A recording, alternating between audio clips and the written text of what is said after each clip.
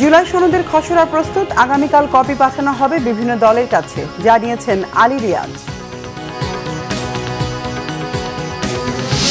জাতীয় ঐক্যের ভিত্তিতে জাতীয় সমস্যা সমাধানের আশা মির্জা ফখরুলের, ইসিতে বিএনপির গত বছরের আয় ব্যয়ের হিসেব দাখিল। মাইলস্টোনের ক্ষতিগ্রস্ত ভবন চলছে পরিচ্ছন্নতার কাজ, এখনো শিক্ষার্থীদের ট্রমা না কাটায় স্কুল খুলতে সময় নিচ্ছে কর্তৃপক্ষ। দেখছিলেন ক্রাউন সিমেন্ট সংবাদ শিরোনাম, এবার বিস্তারিত সংবাদ। জুলাই সনদের খসড়া তৈরি কালকের মধ্যে দলগুলোর কাছে পাঠানো হবে, জানিয়েছেন জাতীয় ঐক্যমত্য কমিশনের সহসভাপতি ডক্টর আলী রিয়াজ।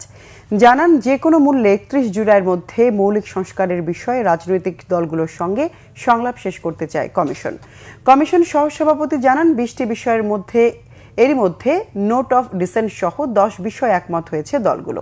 7টি বিষয় ঐক্যমত্য হয়নি, আর 3টি বিষয় আলোচনার প্রস্তাব দেয়া হবে। রাষ্ট্র পরিচালনার মূলনীতি, নাগরিকদের মৌলিক অধিকার সম্প্রসারণ প্রস্তাব, পুলিশ কমিশন বিষয়ে রবিবার আলোচনার বিষয় ঠিক করা হয়েছে। এছাড়াও অমীমাংসিত অন্যান্য বিষয় আলোচনা হবে। নাগরিক অধিকার সম্প্রসারণে অঙ্গীকার করতে একমত হয়েছে বলে জানায় কমিশন। আগামীকাল জাতীয় সনদের খসড়া রাজনৈতিক দলগুলোর কাছে পাঠানো হবে, এরপর সনদে স্বাক্ষর করতে দিনক্ষণ ঠিক করা হবে। যেগুলোতে একমত হয়েছে সেগুলো বাদ দিয়ে তার বাইরে যে ভূমিকা এবং কমিটমেন্টের জায়গাগুলো, তার একটা খসড়া কমিশন তৈরি করেছে এবং কমিশন আগামীকালের মধ্যে সকল রাজনৈতিক দলের কাছে এই খসড়া প্রেরণ করবে আপনাদের বিবেচনার জন্য।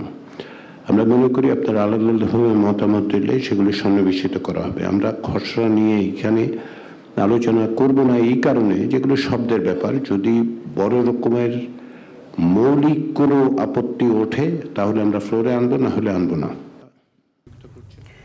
বিএনপির মহাসচিব মির্জা ফখরুল ইসলাম আলমগীর বলেছেন, জুলাই অভ্যুত্থানে পাওয়া জাতীয় ঐক্যকে সামনে রেখে জাতীয় সমস্যাগুলো সমাধানের দিকে এগিয়ে যেতে হবে। রাজধানীর মহাখালীর ব্র্যাকেন সেন্টারে পদ্মা ব্যারেজ এবং দ্বিতীয় পদ্মা সেতুর প্রয়োজনীয়তা নিয়ে সেমিনারে মির্জা ফখরুল বলেন, বেগম খালেদা জিয়া অনেক আগেই দ্বিতীয় পদ্মা সেতুর কথা বলেছেন। দ্বিতীয় পদ্মা সেতু ও পদ্মা ব্যারেজের প্রয়োজনীয়তা রয়েছে, তার জন্য দরকার রাজনৈতিক কমিটমেন্ট। তবে জনগণের মধ্য থেকেও এর দাবি উঠতে হবে। বর্তমানে দেশ ট্রানজিশন পিরিয়ডে আছে উল্লেখ করে তিনি বলেন, জুলাই অভ্যুত্থানের মাধ্যমে একটি জাতীয় ঐক্য তৈরি হয়েছে, এটিকে কাজে লাগাতে পারলে দেশ উপকৃত হবে। বিএনপির মহাসচিব বলেন, ঐক্যবদ্ধ থাকলে বাংলাদেশের মানুষ পারে, সেটি 71 সালে প্রমাণিত হয়েছে, আবার 24-এও প্রমাণিত হয়েছে। সংস্কার আগেই বিএনপি উপলব্ধি করেছে। বিএনপি ভিশন 2030 দিয়েছে, তারেক রহমান 31 দফা দিয়েছেন। বিএনপি জনগণের প্রয়োজনীয়তা নিয়ে সচেতন।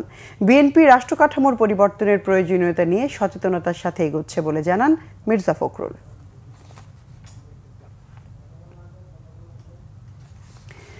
যারা গণতন্ত্রকে ধ্বংস করেছিল তারা নির্বাচন বানচালে চক্রান্ত করতে পারে, সেগুলো সরকারকে মোকাবেলা করতে হবে বলেছেন বিএনপি সিনিয়র যুগ্ম মহাসচিব রুহুল কবির রিজভী। সকালে নির্বাচন ভবনে নির্বাচন কমিশন সচিবের কাছে 2024 সালের অডিট রিপোর্ট জমা দেয় বিএনপি। গেল বছরে দলটির আয় 15,65,94,842 টাকা, বিপরীতে ব্যয় দেখানো হয়েছে 4,80,04,823 টাকা। রুহুল কবির রিজভী বলেন, অতীতে মেরুদণ্ডহীন লোকদের নির্বাচন কমিশনে নিয়োগ দিয়ে কারচুপি নির্বাচন করেছে আওয়ামী লীগ। তিনি বলেন, পূর্বে নির্বাচন কমিশন প্রাতিষ্ঠানিক স্বাধীনতা হারিয়েছিল, নির্বাহী বিভাগের অধীনে ছিল, ফ্যাসিবাদের অস্ত্র হয়ে উঠেছিল, দিনের ভোট রাতে করেছিল, একটি লুটের নির্বাচন করে কমিশন বৈধতা দিয়েছিল। এছাড়া মেরুদণ্ডহীন চাকরিলোভী লোক দিয়ে ইসি গঠন করা হয়েছিল। বর্তমান ইসি সুষ্ঠু নির্বাচন করবে, সেটি প্রত্যাশা করে বিএনপি। জনগণের প্রত্যাশা যে জনগণ দীর্ঘদিন ভোট দিতে পারেনি, যারা ভোট বঞ্চিত ছিল, অবাধ সুষ্ঠু নির্বাচনকে একেবারে জাদুঘরে পাঠিয়ে দিয়েছিল শেখ হাসিনা, সেইখান থেকে বর্তমান নির্বাচন কমিশন একটি দায়িত্বশীল ভূমিকা পালন করবে এবং অবাধ সুষ্ঠু ইনক্লুসিভ নির্বাচন অনুষ্ঠিত করার জন্য তারা যে যাবতীয় যে কাজগুলো করা দরকার সেই কাজগুলো তারা করবেন।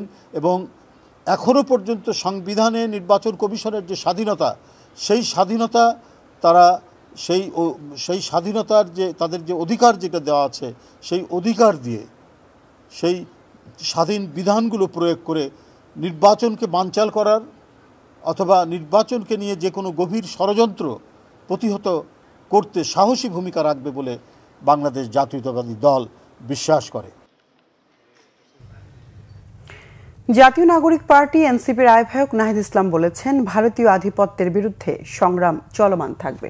দুপুরে নেত্রকোনায় জুলাই পদযাত্রার সমাবেশে তিনি কথা বলেন। নাহিদ বলেন, বাংলাদেশের স্বাধীনতা ও সার্বভৌমত্ব এবং আঞ্চলিক অখণ্ডতা রক্ষায় কাজ করে যাবে এনসিপি। এই গণঅভ্যুত্থানের কতগুলো দাবি ছিল, এই গণঅভ্যুত্থানের অন্যতম প্রধান দাবি ছিল যেই ফ্যাসিস্ট সরকার, যেই ফ্যাসিস্ট বাহিনী এই ধরনের হত্যাযজ্ঞ করেছে, 16 বছরের মানুষকে নির্যাতন করেছে, অনেকগুলো গণহত্যা করেছে, মানুষের টাকা লুট করেছে, সেই ফ্যাসিস্ট সরকার এবং তার বাহিনীর বিচার করতে হবে। আমরা বলেছি এই মুজিববাদ এবং এই যে ভারতীয় আধিপত্যবাদের বিরুদ্ধে বাংলাদেশের যে সংগ্রাম শুরু হয়েছে, বাংলাদেশপন্থী, বাংলাদেশের স্বাধীনতা, সার্বভৌমত্ব এবং আঞ্চলিক অখণ্ডতা রক্ষার জন্য, মানবিক মর্যাদা নিশ্চিতের জন্য জাতীয় নাগরিক পার্টি কাজ করে যাবে। রাজধানীর উত্তরায় মাইলস্টোন স্কুলে বিমান দুর্ঘটনায় আহত 36 জন জাতীয় বার্ন ও প্লাস্টিক সার্জারি ইনস্টিটিউটে চিকিৎসাধীন। দুর্ঘটনার পর হাসপাতালটিতে রোগী আসতে শুরু হলে বাড়ানো হয় নিরাপত্তা। প্রবেশে কড়াকড়ি আরোপ করা হয়, যা আজও আছে। হাসপাতালটির জরুরি বিভাগের প্রবেশ মুখে পুলিশ ও র্যাব সদস্যরা দায়িত্ব পালন করছেন।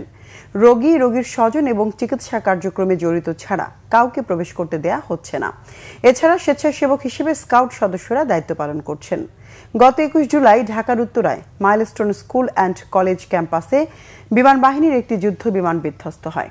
এই ঘটনায় এখনো পর্যন্ত 35 জন নিহত হওয়ার তথ্য পাওয়া গেছে। তবে সংখ্যা কমিয়ে 34 জন মারা যাওয়ার কথা বলছে সরকার। দগ্ধদের অনেকেই এখনো চিকিৎসাধীন আছেন।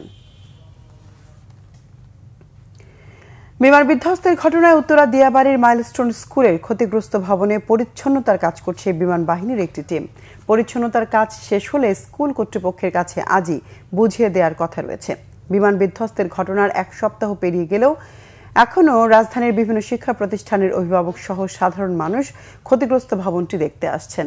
স্কুলটিতে অধ্যয়নরত কোমলমতি শিক্ষার্থীদের হতাহতের ঘটনায় এখনও স্তম্ভিত কর্তৃপক্ষ। অভিভাবকরা বলছেন, শিক্ষার্থীরা এখনও ট্রমা কাটিয়ে উঠতে পারছে না। মানসিকভাবে সুস্থতা ফিরিয়ে আনতে সময় লাগবে, তাই সহসাই স্কুল খুলে দেওয়ার সিদ্ধান্ত ঠিক হবে না বলেও মত তাদের।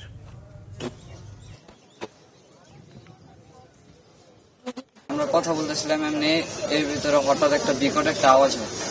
আওয়াজে আমরা সবাই ভয় পেয়ে ক্লাসের পিছিয়ে চলে যাই। আর এই আওয়াজের পরে অনেক জোরে একটা ব্লাস্ট হয়।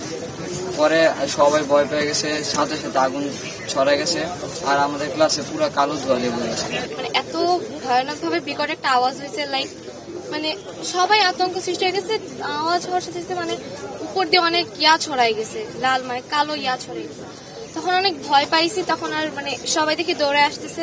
কতজন বন্ধু আহত হয়েছে, আমরা স্কুল আসছি, আমাদের সামনে কতজন এভাবে আমার ভাই বোনরা দৌড়াদৌড়ি করতেছে শরীর পুরো নিয়ে। আমার মনের ভিতরে ভয় কাজ করে যে আবার ভেঙে পড়বে, আবার বিধ্বস্ত হবে। দর্শক, ছিল এখনকার মতো। পরের সংবাদ সন্ধ্যা 6টার আগে 5টায় রয়েছে নিউজ টপ 10 দেখার আমন্ত্রণ রইল। সঙ্গে থাকায় ধন্যবাদ।